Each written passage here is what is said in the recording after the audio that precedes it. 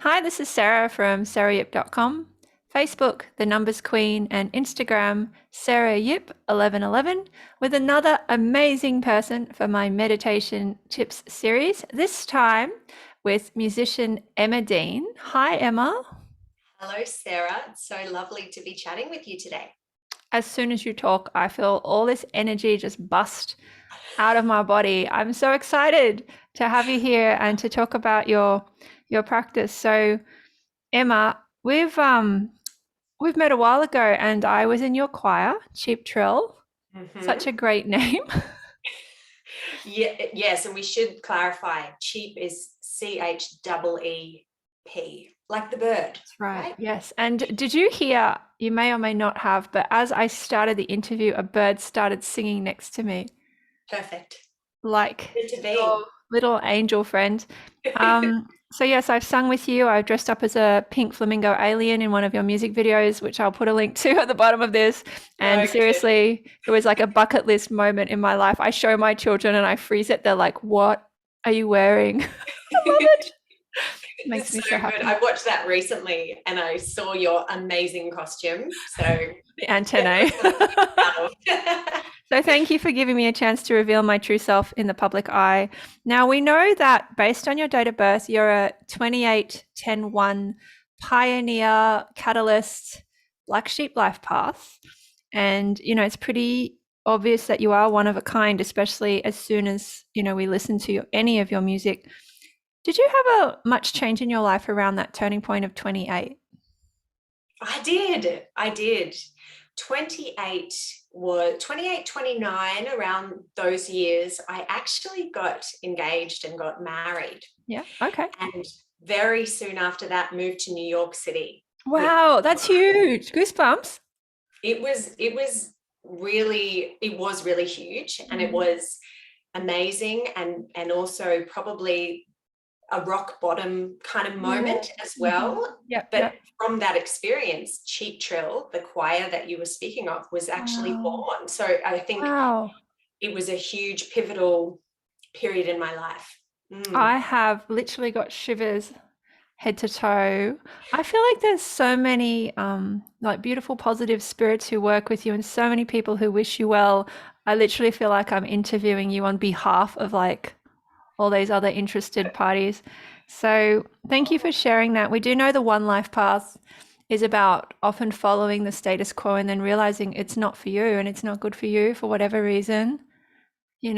Forging this new pathway so that others may benefit in future. Often I make this joke, the life path ones are at least 10 years ahead, if not 10 light years ahead. And there's often that sense of, is anybody like around, anyone following me? Does anyone even notice what I'm doing? And it's more just that it's like we're playing catch up at some level.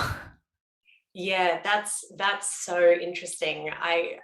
And you articulate it so beautifully, because I think that was really the moment that I realized this path that I was on, which was kind of trying to follow that traditional singer-songwriter Yeah. Hmm. path, just simply wasn't for me. I realized all of the things I would have to sacrifice in order Right, right. to, to forge ahead. And I and it just totally didn't align with any of my values. And so Yeah, that's wow. when I realized community Hmm. is where Hmm. it's at for me, and hence Cheap Trill was born. Yeah, and I love that there's no audition to get in. I mean, the audition is that you have to be brave enough to enroll To and show up. actually like show up and dress up. But I think that is super healing, and it's a real testament in a way that when I went, actually everyone could sing. And in my ears, it was incredibly beautiful because it's like you use just magnetism really to attract people instead of having to, I suppose, to control the process so much. There's so much trust just inherent in you basically allowing people to join you like that. Yeah, it is such a beautiful thing. It's quite a spiritual experience, I think, being in Cheap Trill. And it's also, I've heard it described as like the ultimate like mindfulness practice, because Yes. when you're there and when you're singing and you're reading the music or the words, and it's like you cannot be anywhere else. You are there, you are Yeah. so there in the moment. um And yeah, it's simply beautiful. And we've got people, you know, of all ages, of all different backgrounds, people who are professional singers, and then people Yeah. who have never sung in their Yep. Yep. life. Mm-hmm. So it all balances out and we all learn from each other. That's the most beautiful thing. I'm learning all the time from the people in my choir, people who have never sung before. They teach me, and it's just a beautiful exchange. Well, thank you. Yeah, no, it's incredibly fresh. And so, a couple of questions for today. When did you start meditating or attempting to meditate? That's a really good way of putting it, attempting to meditate. I felt that I sort of heard it in my head before I said it. I'm like, okay, we'll go with that. Yeah, frame it like that. That's very good. I mean, I think my first introduction to meditation was when I got a what does she term herself? Intimacy and relationships coach. Yeah. So this is when I talked about getting married. Yeah. This is when my marriage broke down, actually. Oh, wow. So all of this period in my life was quite tumultuous and amazing, but again, some rock bottom moments. So I decided to take it upon myself to get this amazing coach.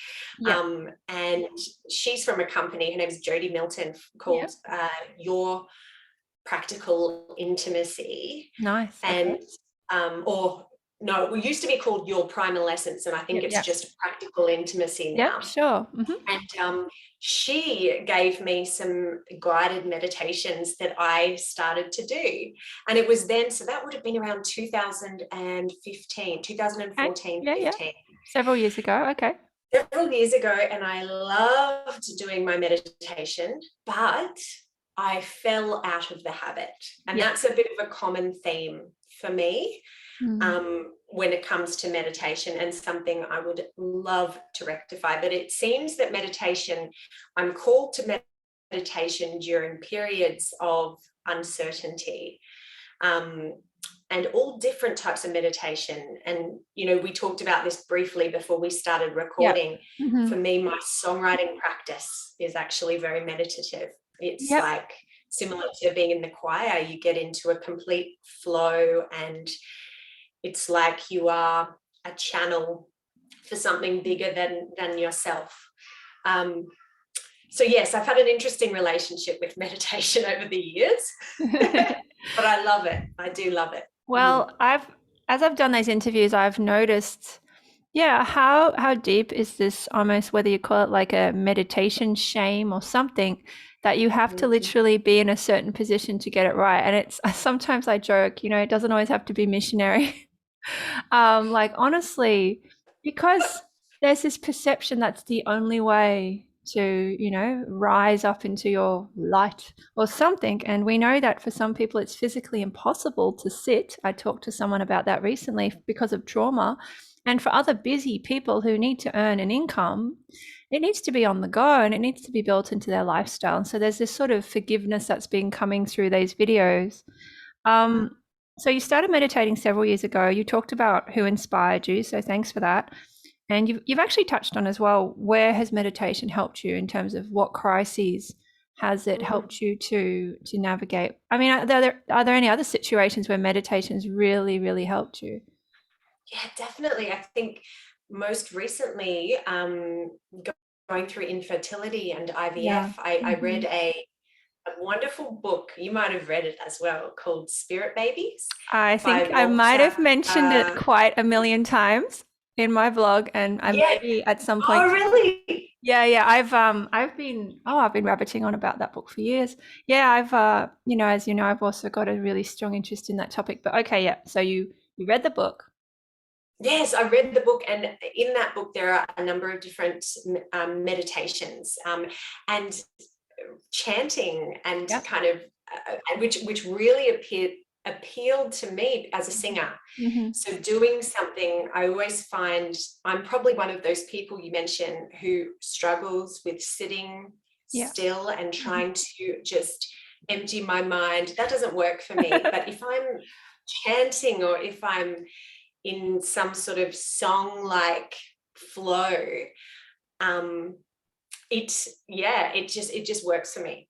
So there were some really beautiful meditation ideas throughout that book, ways to contact or to speak to your spirit children, Yeah. which Yeah. I needed. I've been through so much IVF, and Mm. I decided in this last round that I would tap into some magic. The science wasn't completely working. I Yeah. realized there was a missing link, and magic was that. So I'm so yeah, and happy it to hear helps this. so much.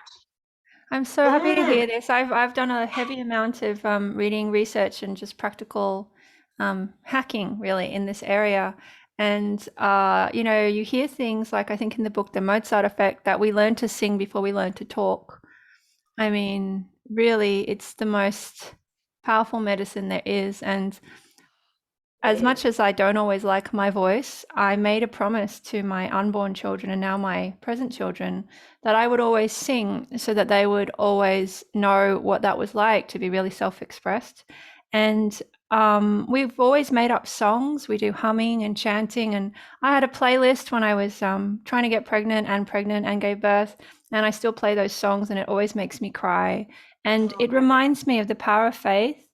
And, I still remember those moments when I just never thought it would happen. And it was probably at the very bottom where I was completely in surrender and I said, I will love myself no matter what. And I wrote a blog about that actually. Oh wow, I'd love And, to hear that. we then had a baby, and it's not going to, I don't know if there was a lot of luck there, but it was just at that one moment where I said, I'm okay, actually.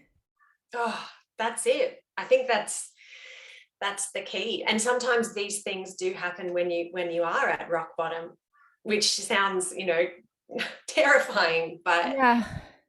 there's that complete surrender. And actually I wrote a song called I Surrender, Wow. Satanama, and Satanama was a singing meditation that I was doing as well during one of our IVF cycles. Yeah. And Lucas and I would lie together and close our eyes and sing Satanama, which Wow. means birth, life, death, and rebirth. And yeah, so and that was just the most healing thing. So yes, surrender. That And I've really got just, surrender tattooed on my oh arm, gosh. actually. I surrender. So in Wow. Italian, I got that in 2009 before the infertile days. Yeah, wow. Yeah. I feel very teary talking to you, and I have no doubt in some ways that you have quite an angelic presence, and I do think even when you talk about those things in public, like one of your last posts was about this week being, was it National Yeah. Infertility Yes. National Awareness Infertility. Week, right? Yep. And I know that's touched so many people because it's such a private affair, especially if people have miscarriages or failed IVF. There's always that sense I did something wrong or I should have tried harder, right? And I think it's like one of the most powerful topics you could ever talk about in the open. So I'm so happy to know you, and I'm sure me and so many other people are just totally cheering for you just on that healing journey, whatever you get from it, because you're really putting yourself out there, Emma.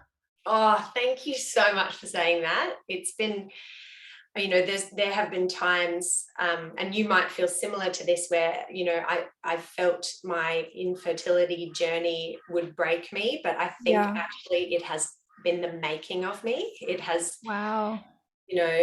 taught me how strong I can be and resilient, and actually allowed me to access a new depth of empathy, I think, for other Yeah. humans. Yeah. So there's always something good, I think, that can come out of these trying experiences that humans go through. At least that's been my experience. Yeah. Your positive energy is seriously one of your best qualities. So you've kind of touched on a few other things. We talked about what's this helped you with, and thank you for being so generous with your share. So what's your current meditation or songwriting practice? I mean, is it sort of a bit here and there? Do you sort of go through binges where it's just a few weeks of like going all in, or what's it like? Yeah, it's very my meditation, I think at the moment I'm still kind of very focused on like womb space Yeah. stuff. So just trying to kind of connect with my body and with spirit babies, and that's very much been, and I'll just find myself throughout the day doing that, and it's Yeah. more me just kind of getting into a comfortable position and putting my hands on my belly and closing my eyes and just actually having a conversation. So I just kind of, I don't know, access I don't know, it feels like a different realm, which is really healing, like so healing for me, because, you know, I felt like I have not had much control over any of this journey. Yeah. And this really empowers me when I do that. Yeah, it makes sense. Yeah. A lot of ones have, in my experience, they have dramatic times in the womb, whether it's the way they were conceived with their parents or what was happening around them in their first year of life. And a lot of their life history is then about sort of transforming that situation. That's in my experience working with a lot of ones. Wow. And so they actually have this power to help others overcome that fear of life and death. I hope it's not too much to share, but I think, like, I wanted children since I was 6 and fervently since I was 21 when I was engaged. It took me until I was 35 to have a baby. I can absolutely see why. For me, personally, it was the fear of dying. And when I looked into like history, what's happened to women in childbirth, past lives, all this stuff, it made 100% sense to me. So to be totally honest, when I was pregnant and through that journey, I was looking into past lives. What would happen if something happened to me? Who would look after the baby? And when I was satisfied with that, again, there was this deepest surrender of, you know, I know what would happen. I'm willing to have a shot now. And that was a very obviously personal journey. But for me, I have, again, I hope it's not too much of a share, Emma, but I have a Please, birthmark. I have a birthmark down my leg, which I've never talked about before. But when I was a little girl, I looked at it and I remember saying to people, I died in childbirth. That's where the marking is to remind me. So I'm not sure if I got that from a movie. I think probably it was a soul memory. But I, as long as I can remember, I was controlling my eating. I was trying to avoid ever getting to the point where I would have a baby. And all I can say is, having had children now, it is a big deal, and it's you're all in. And I'm sort of in some ways glad it took me that long. But I do like to think that if it had never happened, I would still talk this openly about it, because I think it's so important that women are in some ways separated from their scorecard of like, how much money have you made, or how many babies have you made? There's that intrinsic value placed on our bodies and our beingness. You are so spot on, and thank you so much for sharing that story. And there is that divine timing, isn't there? Like, I think it's so hard to understand that when you're going through it. Like when Yes, you are, because there's a lot of pressure as well from people around you who just want it to happen, so that in some ways they don't have to feel triggered anymore either. oh God, that's actually so true. There's so much at play, I think, for women, for men too, but I think, you know, there's a real pressure. There's such a real pressure that comes from society, that comes from, I'm lucky that my family have never placed any sort of pressure on me, but I do know that other families absolutely do. And it's very tricky to navigate. But I think the more we speak about it, just as you have spoken and I'm speaking about it, and the more we try to understand everybody's journey and their perspective, the better things will become. I hope. I think just this conversation alone has helped me, and I know that it will help the people who watch it with an open heart. So thank you for sharing that as well. Do you have any tips for people who struggle to meditate regularly in the manner they would like to? Well, I guess maybe my first tip would be to try to find the manner in which you would like to meditate, because I think there's a lot of misconception about what that should look like, right? You know, I think if you're someone who loves to move, maybe there's a moving meditation that you can seek out, or if you're someone who likes to listen to voices, maybe some sort of guided meditation. Even finding meditations on YouTube. I mean, I know there's plenty of apps out there, but even YouTube guided meditations, to help you with something in particular that you're wanting to overcome. Tapping into what it is that makes you you and what makes you happy and calm. And I think that's the key, sprinkling a bit of you into your meditation practice. I love that. Yeah, so I always encourage people. I do. We're just about to wind up as well. I can feel that too. But I always encourage people to get their phones out and actually record their own meditations in their own voice. I've been listening to a self meditation over 1,000 times since 2018, which I've released as a detox relationships track. I listen to it before every reading as well. And it's interesting, every time I listen to it, I hear a different thing in my voice, and I can actually just check in with myself of like, where am I at? So that's I think one of the best ways we can reclaim our power, our voice, our choice is to record something, even if it's just a minute of just something to comfort yourself in those dark times. And sometimes I get out afterwards and I actually say, thank you, me. Just because, if I'm having a really rough time, I think, thank you for just taking that 15 minutes to do that thing that's made my future self, happier and healthier. So that is one of my little tiny weenie suggestions with the amazing technology we have these days is do it yourself.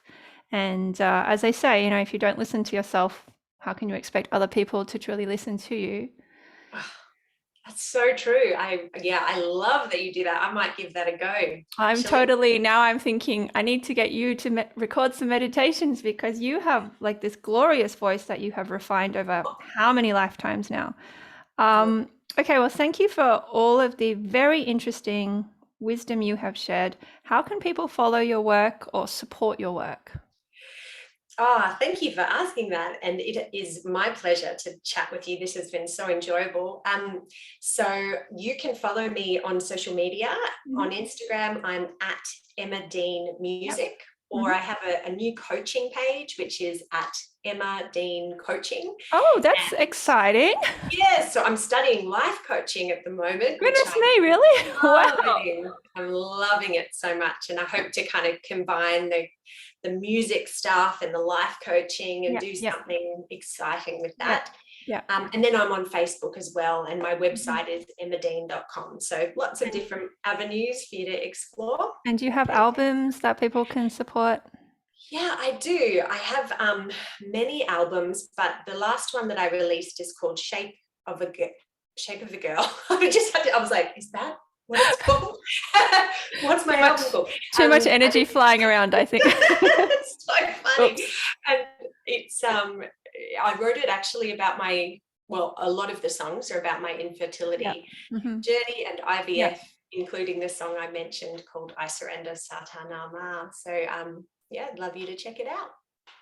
Yeah, it's as you talk, I get so many massive breakthroughs. You really have a high consciousness, Emma. And when you say infertility, all I hear is this inner fertility.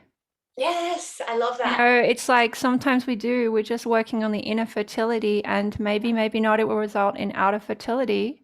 This whole idea of even income and outcome, in breath and out breath. And I think honestly, if you believe we're souls, we can be puzzling away on something for, who knows, thousands of years, sometimes with the same partners of we'll crack it. Oh no, we'll just take a holiday. Oh, we'll crack it. No, we'll take a holiday.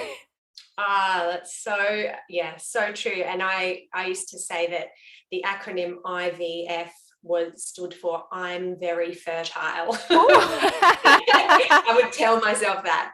Having said that, I now feel like infertility for me, it's not a shameful word or a bad word. It's a really empowering word. Yeah, well, my dad's just here. Dad, I'm just on a Zoom interview. I'm sorry, I've gone over time. Emma, this is a very cheeky thing to say. But what if, and it's just postulating, right? Because me and my whack ideas. What if there's actually just so many babies trying to get through that it's just actually it's like this, and so that it's just so fast. You've actually attracted so many, they just keep sort of fist fighting each other to be your baby. I mean, what if you actually are just, there's just so much competition for you, and they kind of having this X Factor audition still, and they've just got so many contestants. Yes, I actually really, really love that thought. It's comforting.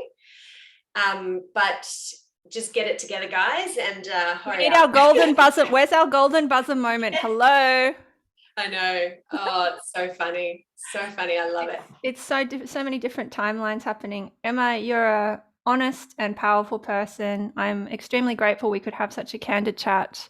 I'm always learning from you. I'm really, really glad to know what you do. I hope that many, many more people discover your music from this chat and just in general, because you do have this voice of an angel. Even Chris said it, and he is a man of few words. So Oh, thanks, Chris.